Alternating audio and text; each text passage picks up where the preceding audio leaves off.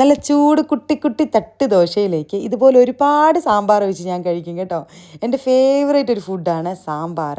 ഈ ദോശയിൽ മാത്രമല്ല, ഇഡലിക്കാണെങ്കിലും ചോറിനാണെങ്കിലും ഞാൻ ഒരുപാട് സാമ്പാർ ഇങ്ങനെ ഒഴിച്ച് കഴിക്കുന്ന ഒരാളാണ്. എൻ്റെയും ഒരു ഫേവറേറ്റ് ഐറ്റമാണ് കേട്ടോ സാമ്പാർ. അപ്പോൾ നിങ്ങൾക്ക് സാമ്പാർ ഇഷ്ടമുണ്ടെങ്കിൽ കമൻറ്റ് ചെയ്യാൻ മറക്കല്ല്. പിന്നെ സാമ്പാർ ഇഷ്ടമുള്ളവർ ഈ വീഡിയോ മൊത്തത്തിൽ കണ്ടോണം. നിങ്ങൾക്കൊരു അടിപൊളി സാധനം ഞാൻ കാണിച്ചു തരാവേ.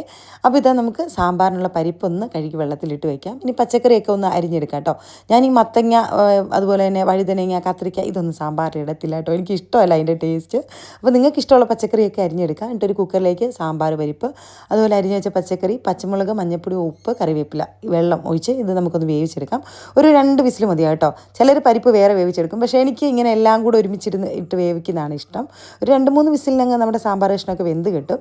ഇനി താളിച്ചിടാനായിട്ട് വെളിച്ചെണ്ണയിൽ ഉലുവയും കടുകും ഉണക്കമുളകും കറിവേപ്പില. ഇനി നമുക്ക് സാമ്പാർ പൊടി ചേർത്ത് കൊടുക്കാം.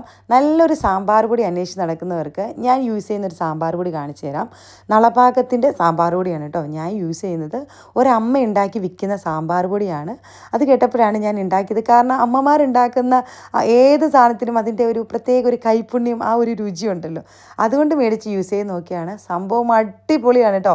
ഒരെണ്ണം ഞാൻ മേടിച്ച് പിന്നെ ഞാനൊരു 3 കൂടെ ഓർഡർ ചെയ്ത് വെച്ച് കേട്ടോ. കാരണം എൻ്റെ ഫാമിലിയിലൊക്കെ കൊടുക്കാൻ വേണ്ടിയിട്ട്.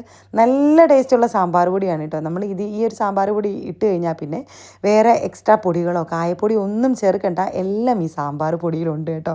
അപ്പോൾ നമ്മുടെ കുട്ടികൾക്കൊക്കെ മായമൊന്നും ഇല്ലാത്ത ഫുഡ് കൊടുക്കാൻ താല്പര്യമുള്ളവർ ഈ ഒരു സാമ്പാർ പൊടി മേടിച്ചു കേട്ടോ. സാമ്പാർ പൊടി മാത്രമല്ല, വേറെ ഒരുപാട് മസാലപ്പൊടികളൊക്കെ ഇവരുടെ ആ ഒരു പേജിലുണ്ട്. ഞാൻ പേജ് ടാഗ് ചെയ്ത് കൊടുത്തിട്ടുണ്ട് കേട്ടോ. വേണ്ടവർ ഈ ഒരു നമ്പറിലോ അല്ലെങ്കിൽ അവരുടെ പേജിലോ കയറിയിട്ട് ഓർഡർ ചെയ്ത് കൊടുത്താൽ മതി കേട്ടോ. ഒരമ്മ ഉണ്ടാക്കുന്നതുകൊണ്ട് തന്നെ നമ്മൾ അമ്മ കൊണ്ട് ഉണ്ടാക്കി തരുന്ന ആ ഒരു സാമ്പാറിൻ്റെ ഒരു ടേസ്റ്റ് ഈ സാമ്പാറിന് കിട്ടുന്നുണ്ട് കേട്ടോ. അപ്പോൾ സാമ്പാർ ഇഷ്ടമുള്ള എല്ലാവരും ഈ സാമ്പാർ പൊടി യൂസ് ചെയ്ത് സാമ്പാർ ഉണ്ടാക്കി നോക്ക്. അടിപൊളിയാണ്. അപ്പോൾ നമുക്കിനിയും പുതിയൊരു വീഡിയോസായിട്ട് വീണ്ടും കാണാം. Okay, by.